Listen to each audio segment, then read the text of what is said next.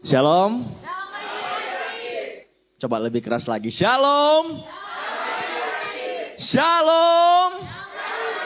Damai di hati. Shalom. Puji Tuhan. Sebelum saya akan memulai memberitakan kebenaran firman pada saat ini, saya mau tanya dulu. Yang hadir kemarin di pembukaan malam pertama, coba angkat tangan. Lumayan ya, banyak. Coba yang enggak hadir, yang belum hadir kemarin, coba angkat tangan. Oh, cuma beberapa ternyata. Nah, teman-teman yang hadir kemarin, yang dengar Pastor Samuel beritakan firman Tuhan, ketika Roh Kudus bekerja, salah satu di situ dikatakan ia menginsafkan. Nah, berapa banyak malam hari ini yang dilawat oleh Roh Kudus dan diinsafkan? Lambaikan tangan semuanya. Kita yang tadinya hidup dalam lumpur dosa, kita yang tadinya hidup di luar kehendak Allah, pada waktu Roh Kudus melawat kita lewat kebenaran firman Tuhan, tadinya kita pemabuk, tadinya kita ini orang yang hidup dalam seks bebas, narkoba, pornografi, atau dan sebagainya. Tiba-tiba Roh Kudus ingatkan dan kita dilawat. Nah, namun saudara-saudara, ketika saya pelajari di Alkitab, ternyata ketika Roh Kudus melawat kehidupan seseorang, selain Roh Kudus itu memulihkan, selain Roh Kudus itu menginsafkan, selain Roh Kudus itu menghibur, ada satu bagian di mana ketika Roh Kudus bekerja, dia lakukan lebih daripada yang saya katakan tadi. Cuma sayang sekali, ada banyak orang Kristen ketika mereka datang dalam hadirat Tuhan, ketika mereka datang dalam satu ibadah, ada banyak orang Kristen terputar-putar dalam siklus ini. Ia berdosa, datang dalam satu ibadah, datang cari Tuhan, dan dia dilawat oleh Tuhan, itu tidak salah. Tapi yang salah balik lagi. Habis dia balik lagi, tiba-tiba sadar, datang ke ibadah, dilawat lagi. Bertobat lagi, diinsafkan lagi. Nah, tapi balik lagi. Nah, itu dilakukan berulang-ulang. Ada yang berbulan-bulan, ada yang bertahun-tahun, ada yang belasan tahun, bahkan ada yang puluhan tahun. Terputar-putar di situ. Ada banyak orang tidak tahu bahwa sebenarnya karya Roh Kudus tidak hanya sampai di memulihkan orang yang berdosa. Sehingga orang terputar-putar, pulih, bikin lagi dosa, pulih, bikin lagi dosa. Tapi ada hal lebih yang saya pelajari di Alkitab, yang Roh Kudus bisa kerjakan dalam kehidupan Anda dan saya. Sebelum saya jawab, saya mau kita lihat dalam satu kebenaran firman Tuhan. Yeskiel pasal 37.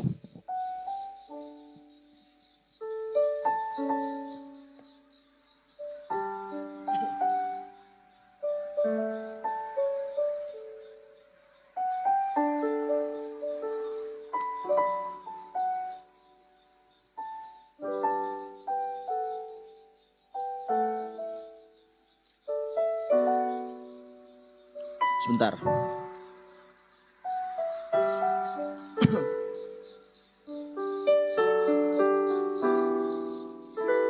Yeskiel pasal 37. Apa perikopnya di situ? Kebangkitan Israel.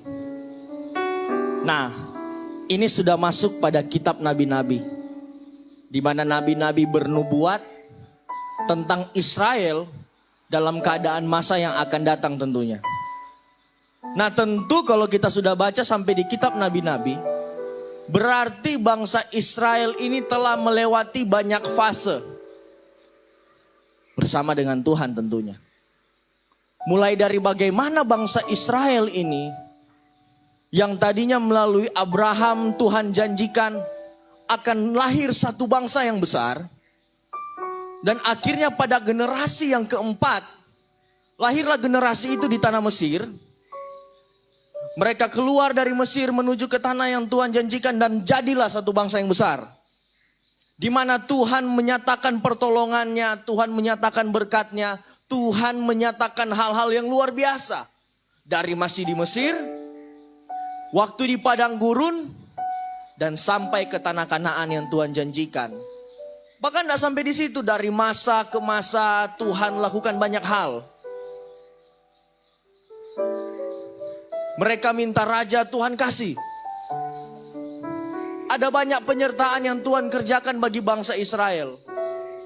Tapi sayang, mereka berkali-kali menyakiti hati Tuhan. Mereka berkali-kali membelakangi Tuhan. Mereka berkali-kali lakukan perbuatan dosa di hadapan Tuhan. Sehingga di Yeskiel pasal 37 terjadilah sebuah penglihatan yang dilihat oleh Yeskiel tentang bangsa Israel. Coba kita lihat ayat 1. Ayat 1 katakan begini. Lalu kekuasaan Tuhan meliputi aku, Yeskiel katakan. Dan ia membawa aku keluar dengan perantaraan rohnya. Dan menempatkan aku di tengah-tengah lembah. Nah jadi ini dalam kuasa roh Tuhan membawa Yeskiel. Dan lembah ini penuh dengan tulang-tulang. Coba saya baca terus saja.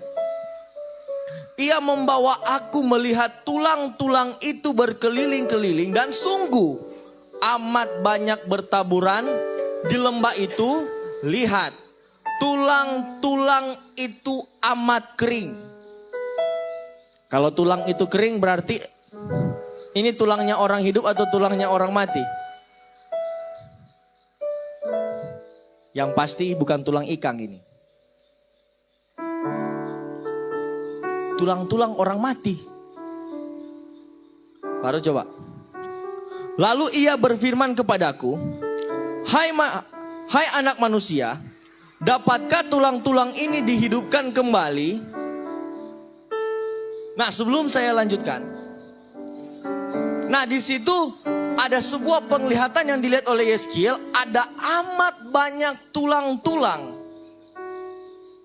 Dan ternyata tulang-tulang ini kalau saudara baca di ayat 11 dan ayat 12, ini berbicara tentang bangsa Israel.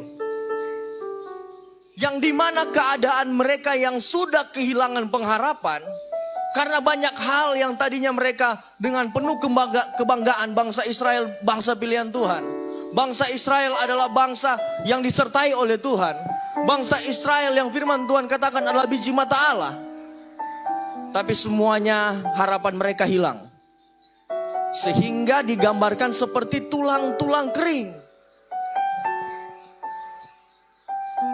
Sedangkan orang kalau dia mati, kecuali mujizat, apakah bisa dibangkitkan lagi? Tidak bisa. Apalagi ini sudah tulang-tulang kering. Bisakah tulang-tulang ini kembali jadi manusia yang hidup? Tidak bisa. Secara logika ini tidak bisa lagi kembali ke seperti semula. Nah, kalau saya pelajari ternyata ini sebuah gambaran sebenarnya tentang bangsa Israel. Kalau mau dilihat kondisi mereka, kalau bukan Tuhan tentunya, tidak ada satupun manusia yang bisa memulihkan keadaan Israel. Pada waktu mereka terpuruk, tidak ada yang bisa menolong. Karena memang atas izin Tuhan. Karena memang tangan Tuhan yang membuat mereka sehingga mereka luluh lantah hancur. Karena pemberontakan mereka terhadap Tuhan. Apakah mereka bisa dibangkitkan? Kalau secara manusia, kalau manusia yang buat, tidak bisa.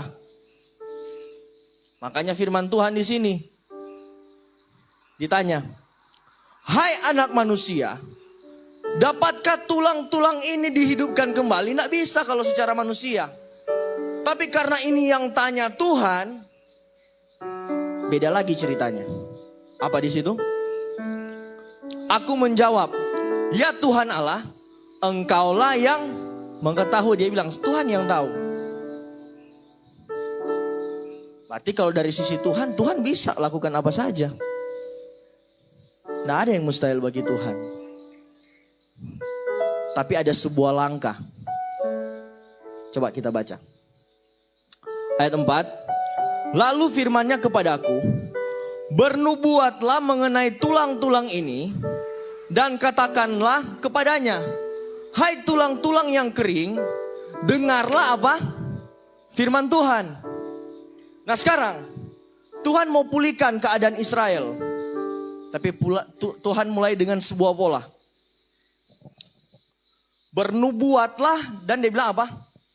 Bilang kepada tulang-tulang ini, dengarlah firman Tuhan. Berarti segala sesuatu yang hancur, yang lebur, yang tidak bisa dipulihkan secara manusia, langkah awal untuk bisa dipulihkan yaitu firman. Dan Tuhan memulainya dengan firman. Di kitab Kejadian juga Tuhan menciptakan sesuatu. Dimulai dari firman. Yohanes 1 ayat 1, pada mulanya adalah firman. Dan pada waktu Tuhan memulihkan keadaan Israel, Tuhan mulai dengan firman. Coba baca terus.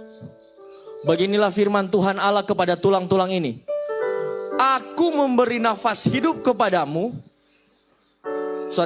Aku memberi nafas hidup di dalammu. Supaya apa? Kamu hidup kembali. Tulang-tulang ini gambaran Israel yang secara logika tidak bisa dipulihkan. Sekarang ada satu kabar baik bagi mereka. Yaitu kabar baiknya di mana Tuhan sendiri yang berkata, tulang-tulang yang kering ini akan dihidupkan kembali hanya dengan apa? Nafas yang Tuhan berikan. Tulang-tulang yang tidak bisa dihidupkan ini secara logika manusia, Tuhan yang justru yang menghidupkan. Ini sebuah gambaran di mana ketika ada satu keadaan di mana manusia tidak bisa tangani. Ini sesuatu gambaran di mana ketika Anda berada dalam posisi Anda tidak bisa memperbaiki sesuatu. Anda mau cari cara dimanapun tidak bisa. Tapi ada satu pribadi yang bisa melakukannya, yaitu Tuhan. Amin. Tuhan sanggup memulihkan segala sesuatu. Dan ternyata apa yang terjadi di bangsa Israel ini juga terjadi dalam keadaan gereja Tuhan hari-hari ini. Di dalam Wahyu pasal yang ketiga ayat yang pertama, satu jemaat di sana Tuhan tegur. Tuhan bilang melalui Rasul Yohanes, mereka dikatakan hidup padahal apa? Mereka telah mati. Itu juga yang terjadi gereja Tuhan hari-hari ini.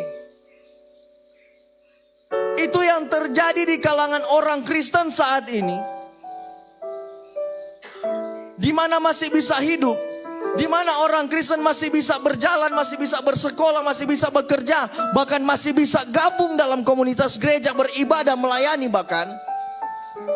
Tapi di dalam hatinya Tuhan tahu bahwa ia telah mati. Matinya bukan secara fisik, matinya bukan secara jasmani, karena masih bisa bernafas. Tapi matinya secara rohani.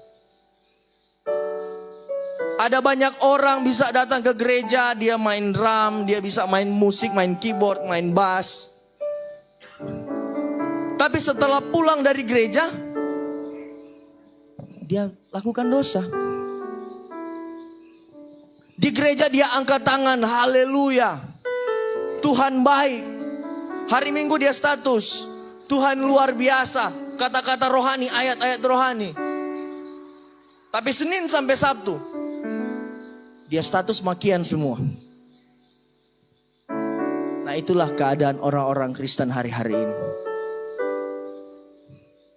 Mereka dikatakan hidup, tapi sebenarnya mati. Dan ada orang ketika di titik ini bertahun-tahun berusaha memulihkan, tidak bisa. Mau berusaha keluar dari keadaan ini. Kita sudah datang ibadah di tanpa A, kita sudah datang di tanpa B, kita ikut komunitas ini, doa sana, doa sini. Tapi kenapa kita pebaroko nak hilang? Kita sudah datang ibadah di mana tuh kita nyak datang akang. Tapi kita masih suka main perempuan.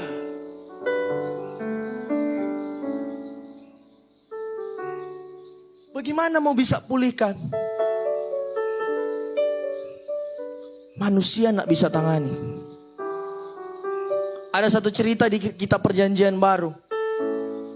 Orang 12 tahun sakit pendarahan. Dia cari tabib-tabib mau sembuhkan, tidak bisa. Tapi ada satu pribadi yang bisa, yaitu Yesus. Seorang lumpuh yang ada di kolam Bethesda. Mau sembuhkan bagaimana? Berjalan saja sampai di kolam tidak bisa. Lumpuh. Tapi ketika mereka berjumpa dengan Yesus, semuanya beda. Kalau ada malam hari ini, Anda mungkin berada di titik ini. Bertahun-tahun Anda coba keluar dari dosamu tapi tidak bisa. Anda coba datang ke ibadah A, B, C. Apakah Roh Kudus tak berkuasa? Bukan. Mungkin pada waktu Anda datang ke ibadah berbagai tempat, Anda buka hati. Tapi habis itu Anda tutup lagi. Anda buka lagi, Anda tutup lagi. Anda mau dipulihkan, tapi Anda tidak izinkan sepenuhnya Roh Kudus berkarya dalam hidupmu.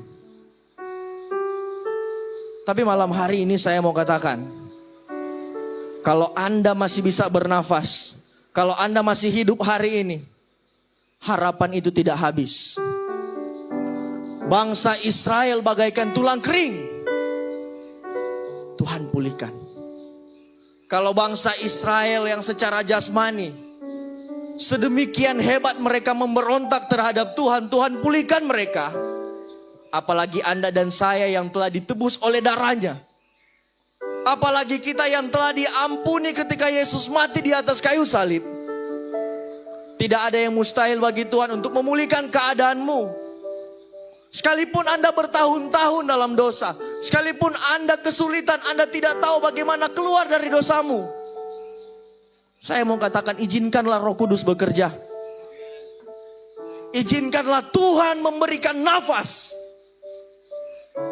di dalam hidupmu untuk mematikan keinginan daging. Coba, apa yang terjadi? Kita kembali ke Yeskiel tadi. Beginilah firman Tuhan ayat 5. Beginilah firman Tuhan Allah kepada tulang-tulang ini. Aku memberi nafas hidup di dalammu supaya kamu hidup kembali. Aku akan memberi urat-urat padamu dan menumbuhkan daging padamu. Aku akan menutupi kamu dengan kulit dan memberikan kamu nafas hidup supaya kamu kembali dan kamu mengetahui bahwa akulah Tuhan. Ini sudah terjadi belum? Belum. Karena ini Tuhan baru bilang kepada Yeskiel. Terjadinya di ayat 7. Lalu aku bernubuat seperti yang diperintahkan kepadaku.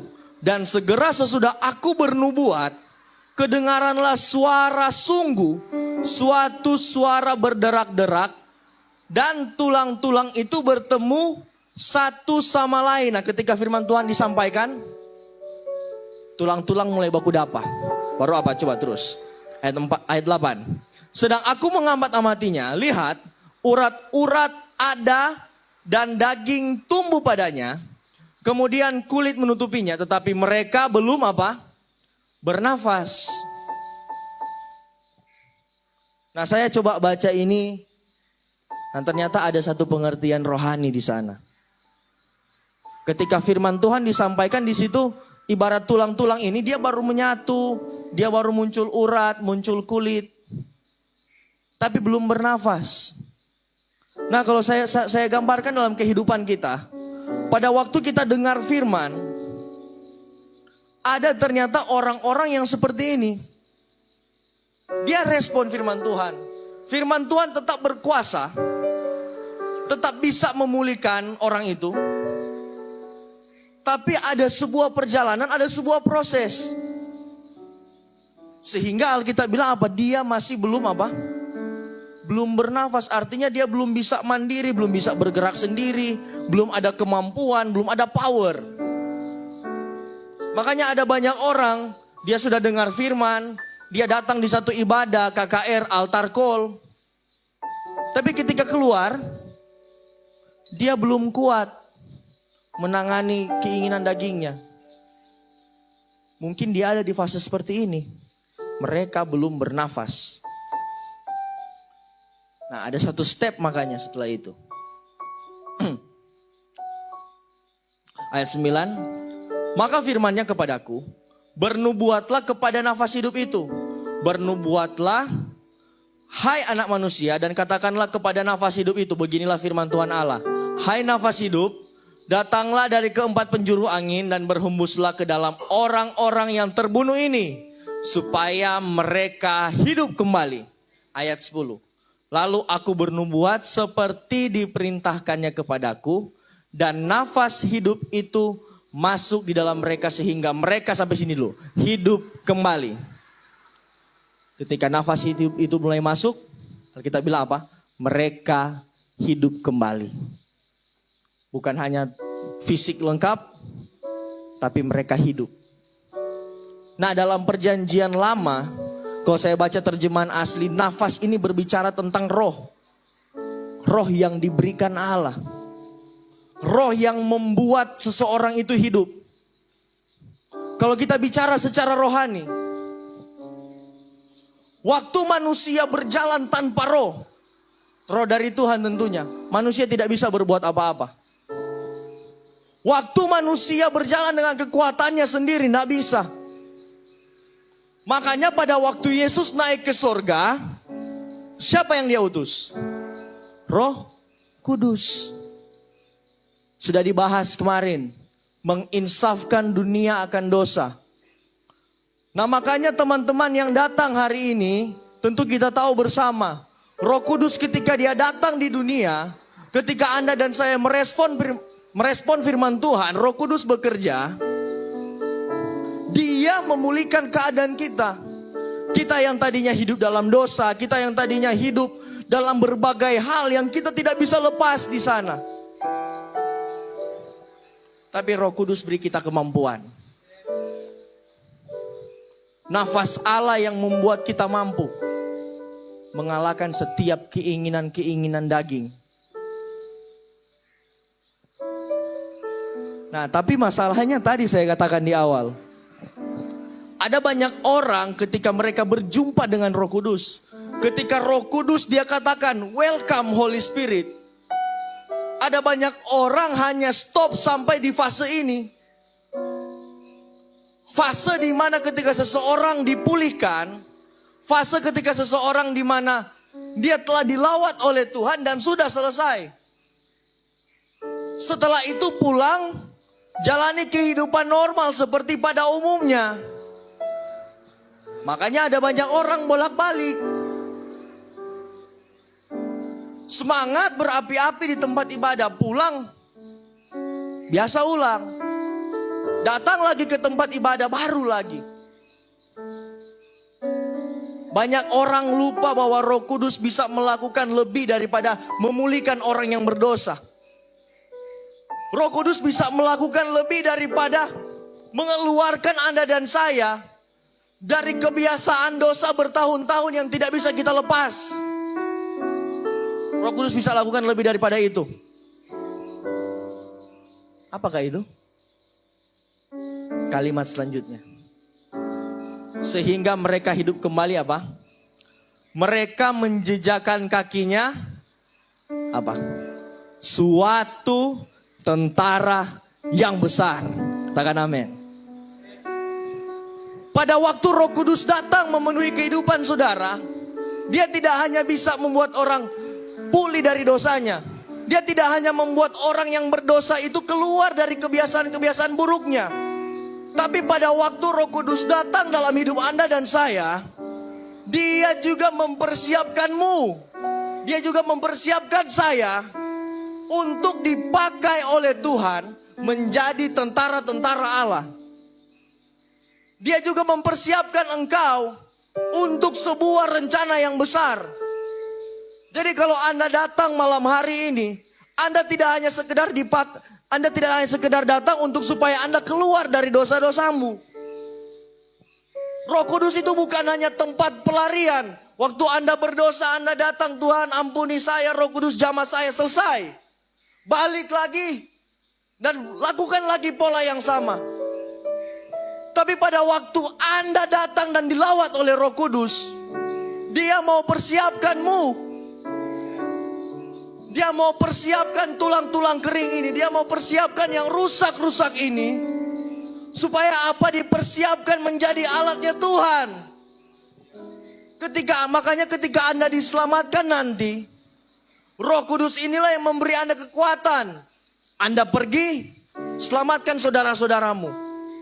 Anda pergi, sampaikan tentang kebenaran. Oh, berarti harus jadi pendeta semua dan orang. Berarti orang semua harus jadi hamba Tuhan. Orang harus jadi orang yang sekolah Alkitab semua. Tidak begitu. Memang ada orang-orang yang Tuhan panggil secara full timer. Tapi ada juga orang-orang yang walaupun mereka bukan full timer, tapi amanat agung juga berlaku. Anda dan saya kandidat yang sama. Waktu Tuhan melawat engkau, kalau di kemarin Anda diingatkan tentang dosa, Anda keluar. Malam hari ini kita semua diingatkan bahwa ketika kita pulang dari tempat ini, kita harus jadi saksi. Kita harus jadi perwakilannya Tuhan untuk bawa orang-orang yang tidak mengenal Tuhan untuk datang kepada Tuhan. Men? Anda tidak pulang dari tempat ini dan Anda hidup biasa lagi. Anda tidak pulang dari tempat ini untuk Anda hidup suka-suka Anda. Tapi ketika kita pulang dari tempat ini setelah menerima kuasa, ada sebuah mandat yang harus kita pegang. Ada sebuah tugas mulia yang harus Anda dan saya kerjakan. Makanya Kisah Rasul 1 ayat 8 dikatakan di sana, tetapi kamu akan menerima kuasa kalau Roh Kudus turun ke atas kamu dan apa? Kamu akan menjadi saksi. Tidak dibilang di situ ketika Roh Kudus itu turun ke atas kamu dan kamu hidup suka-suka kamu. Atau supaya Roh Kudus turun ke atas kamu supaya Anda bisa hidup bebas semau Anda. Anda bangun karir, Anda jadi kaya. Bukan berarti saya bilang itu salah, bukan. Tapi kalau Anda kejar itu tanpa Anda bersaksi, Roh Kudus tidak dikehendaki untuk hal itu. Roh Kudus diberikan bagi kita supaya kita yang sudah dipulihkan, kita bawa orang-orang di luar sana.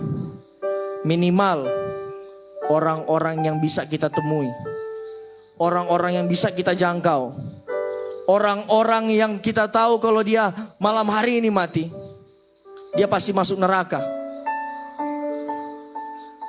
Tuhan pakai Anda dan saya.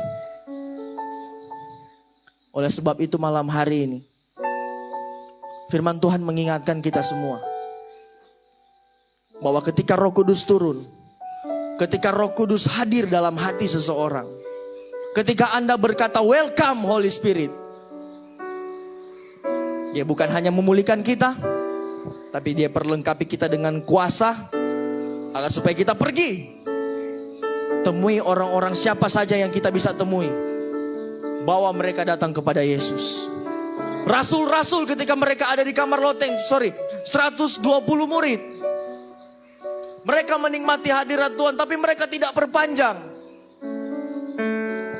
Mereka keluar dan mereka sampaikan Injil sehingga 3.000 orang bertobat. Mereka bukan orang-orang hebat, mereka orang biasa. Kisah Rasul pasal 4 dikatakan Petrus dan Yohanes, orang-orang biasa yang tidak berpendidikan. Tapi ketika mereka memberitakan Injil, banyak orang tercengang. Mereka sampaikan tentang Yesus, ada banyak orang yang datang kepada Tuhan. Banyak jiwa diselamatkan. Kenapa? Bukan karena kepintaran mereka, tapi karena Roh Kudus hidup di dalam hati mereka. Nah malam hari ini teman-teman, Saya yakin dan percaya Roh Kudus telah hidup di dalam hatimu. Saya yakin dan percaya ketika Anda telah dipulihkan, ketika Anda telah menerima firman Allah, bukan hanya dosamu yang diampuni, tapi Anda telah diberikan kuasa untuk sampaikan kebenaran kepada siapa saja. Amen. Itu mata jasmani. Saya undang pemain musik.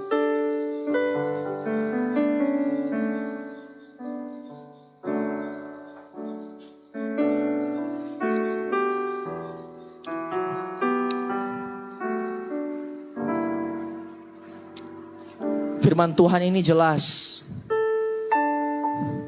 Tuhan tidak pilih rupa yang sempurna untuk memakai seseorang. Tuhan tidak pilih orang-orang yang hebat, tapi Tuhan pilih tulang-tulang kering. Tidak ada artinya, sampah yang hanya bisa dikuburkan.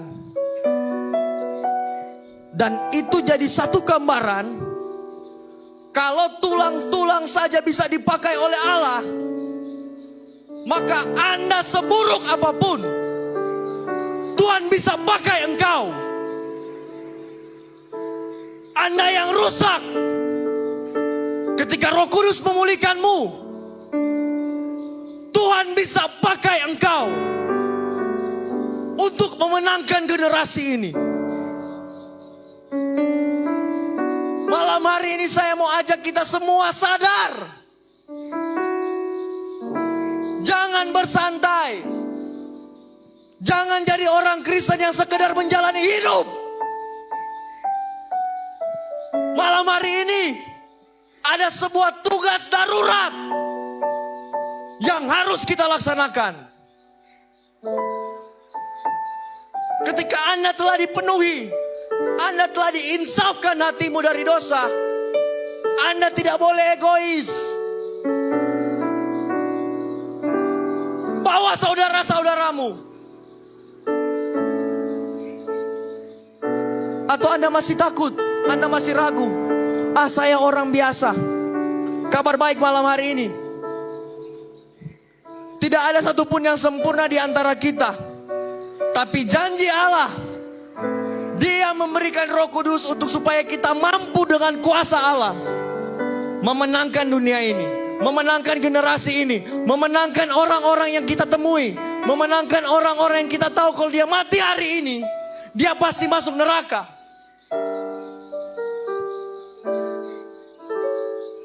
Adakah malam hari ini Anda yang sudah dilawat oleh Tuhan masih mau hidup biasa-biasa? Bertobat malam hari ini. Kalau Anda mau dipakai oleh Tuhan, Anda mau dilawat oleh Roh Kudus, dilawat bukan lagi untuk memulihkan dosa-dosamu. Saya percaya Anda sudah pulih. Tapi malam hari ini Dia akan memperlengkapi engkau dengan kuasa Roh Kudus, supaya ketika Anda keluar dari tempat ini, akan ada banyak jiwa yang diselamatkan oleh hidupmu. Terima kasih Bapa. Terima kasih Tuhan.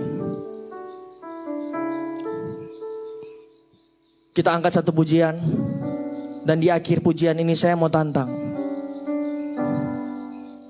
Bagi Anda yang rindu dipenuhkan oleh kuasa Roh Kudus, supaya ketika Anda keluar nanti, Anda bisa memenangkan saudara-saudaramu, Anda bisa memenangkan keluargamu. Malam hari ini Tuhan sedang mempersiapkan generasi ini untuk dibangkitkan bagi akhir zaman ini. Kita angkat satu pujian.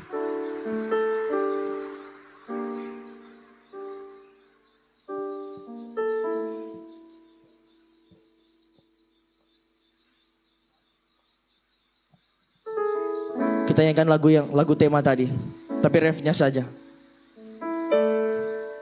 Dan bagi siapa yang rindu dilawat oleh kuasa Tuhan, diperlengkapi oleh kuasa Allah untuk bersaksi bagi generasi ini, saya undang untuk maju ke depan. Ini bukan maju untuk supaya Anda dipulihkan dari dosa, bukan. tapi supaya kita diperlengkapi oleh kuasa. Welcome Holy Spirit, tercurah di tempat ini. Mari bangkit berdiri semua. Bertatalah dan bekerjalah, pulihkan setiap hati. Welcome Holy Spirit. Welcome Holy Spirit. Disambut di tempat ini. Disambut di tempat ini. Bekerjalah, pulihkan hidupku. Welcome Holy Spirit. Welcome Spirit, tercurah di tempat ini. Bertatalah dan bekerjalah, pulihkan setiap hati. Welcome Holy Spirit. Welcome Holy Spirit. Sambut di tempat ini.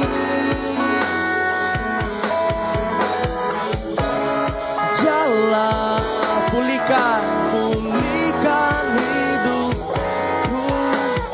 Welcome Holy Spirit. Saya tanya sekali lagi, adakah di tempat ini yang rindu Tuhan pakai dengan kuasanya? Jangan salah paham, bukan saya yang memberikan kuasa itu. Tapi ketika Anda maju di tempat ini, Anda meminta kuasa Allah bekerja. Anda minta Roh Kudus memberikan keberanian bagimu untuk memberitakan pesan firman Allah, untuk memberitakan tentang nama Yesus, untuk Anda bersaksi tentang nama Yesus. Kalau Anda yang rindu, maju ke depan. Anda tidak rindu?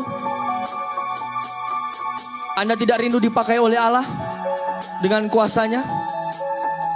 Atau Anda mau jadi orang Kristen biasa? Anda setelah pulang di tempat ini, Anda mau balik lagi dengan kehidupanmu yang lama? Come on. Kedatangan Tuhan semakin dekat, tidak ada waktu untuk bersantai. Ayo. Saya tahu Tuhan sedang mengetuk hatimu. Saya tahu Tuhan sedang mengetuk hatimu. Jangan keraskan hatimu. Tuhan mau pakai generasi ini. Tuhan mau pakai anak-anak muda di akhir zaman ini. Berilah dirimu bagi generasi ini. Sekali lagi saya nyanyikan refnya. Seberapa yang rindu, saya akan doakan. Welcome Holy Spirit, tercurah di tempat ini. Bertatalah dan bekerjalah, pulihkan setiap hati. Welcome Holy Spirit. Welcome Holy Spirit. Sambut di tempat ini. Bekerjalah, pulihkan hidupku. Welcome Holy Spirit. Saya undang teman-teman hamba Tuhan Bisa doakan teman-teman di depan sini. Teman-teman juga yang ada di tempat duduk, boleh doakan teman-teman kita yang di depan. Kita minta Roh Kudus kuatkan mereka. Karena ketika kita dilawat Roh Kudus, ini bukan tentang pemulihan atas dosa saja, tapi ini persiapan ilahi bagi generasi ini. Tapi ini Allah sedang mempersiapkanmu. Dia mau melengkapi kita dengan kuasa. Haleluya.